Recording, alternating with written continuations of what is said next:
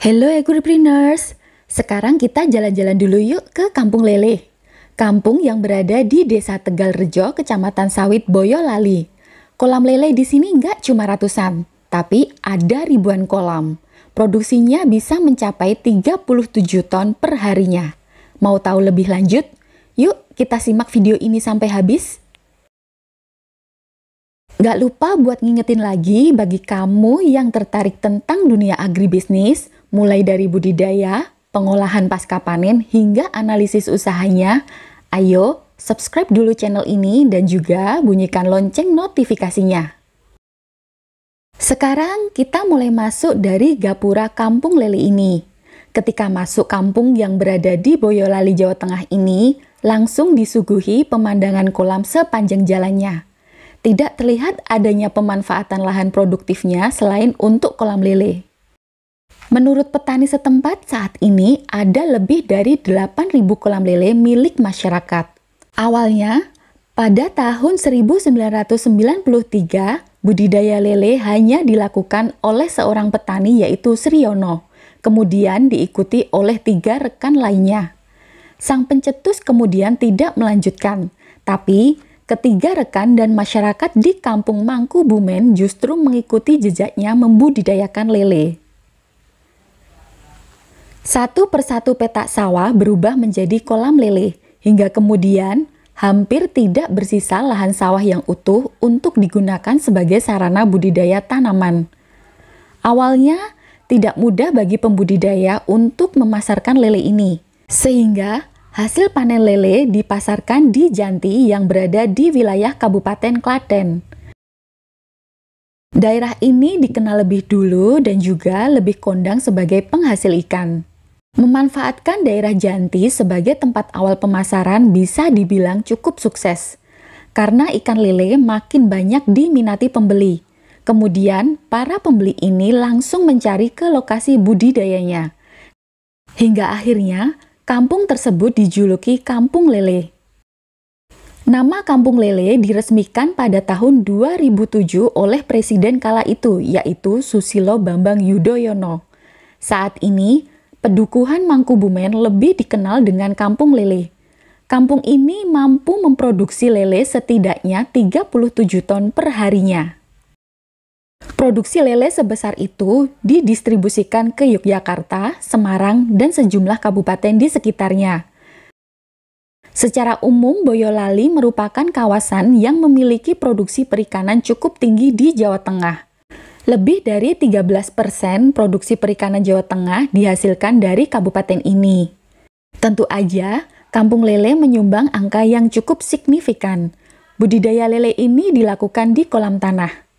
Kolam tanah memiliki sejumlah keunggulan dibandingkan kolam permanen, terpal, ataupun kolam plastik. Dengan kolam tanah, tersedia pakan alami yang melimpah. Karena tanah merupakan tempat tumbuh mikroorganisme yang dapat dimanfaatkan sebagai pakan alami bagi ikan lele. Proses perombakan sisa dari pakan dan kotoran lele juga bisa terjadi secara alami. Selain itu, kadar pH dan suhu tanah juga lebih terjamin karena secara alami kondisinya sudah lebih sesuai dengan kebutuhan ikan. Secara umum, tidak perlu adanya perlakuan khusus untuk mengatur pH dan suhu. Dengan kondisi ini, daya adaptasi dan tingkat hidupnya jadi lebih baik. Biaya pembuatan kolam tanah juga lebih murah dibandingkan dengan jenis kolam lainnya. Kemudian, jika petani ingin mengalihfungsikan untuk keperluan lain akan sangat mudah, hanya dengan menutup kembali lubang kolamnya. Akan tetapi, kolam tanah pun juga memiliki sejumlah kelemahan. Secara alami, di dalam tanah terdapat ekosistem termasuk adanya hama. Ikan lebih mudah terserang hama pada kolam tanah ini. Pengeringan dan pembersihan kolam juga relatif lebih sulit. Pemeliharaan kolam juga membutuhkan perlakuan yang lebih intensif. Dinding kolam sangat rawan mengalami kerusakan ataupun longsor. Penelitian Firdaus dan kawan-kawan pada tahun 2010 menyebutkan bahwa budidaya yang dilakukan secara intensif Dengan pada tebak rata-rata per kolam 15.000 hingga 20.000 ekor, usia panennya berkisar 3-4 bulan. Petani di sini juga menggunakan pupuk dari kotoran ayam untuk meningkatkan kesuburan kolam budidaya. Sumber air kolam di sini berasal dari irigasi dan sumur pompa. Karena air irigasi terbatas, sehingga petani juga menggunakan air sumur. Air diangkat ke permukaan menggunakan mesin pompa, kemudian dialirkan ke saluran pengisian air.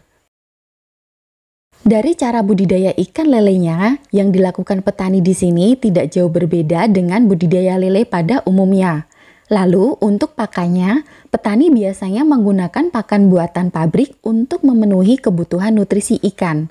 Petani umumnya tidak menggunakan probiotik sebagai campuran pakan.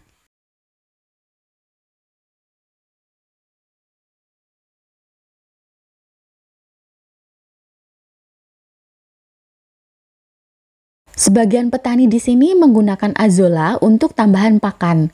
Tanaman azolla ini adalah jenis tanaman paku air dan mampu tumbuh dengan cepat. Selain itu, kandungan gizinya cukup baik untuk pertumbuhan lele. Kadar proteinnya sekitar 24 hingga 30%.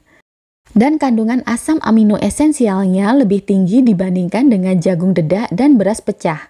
Sejumlah penelitian menyebutkan pemberian azolla sebagai bahan pakan tambahan berpengaruh nyata terhadap pertumbuhan ikan lele. Budidaya lele di kampung lele juga tidak lepas dari permasalahan. Salah satu permasalahannya yaitu ketersediaan benih. Benih atau bibit lele didatangkan dari Tulung Agung. Menurut petani, pembelian bibit dari Tulung Agung ini sudah berlangsung cukup lama. Mereka juga menganggap benih dari Jawa Timur tersebut memiliki kualitas yang baik. Kemudian permasalahan lainnya adalah peningkatan harga pakan yang tidak diimbangi dengan kenaikan harga jual lele. Harga pakan sangat tergantung dari produsen dan pedagang pakan, sedangkan harga jual lele tergantung dari harga yang ditawarkan pengepul.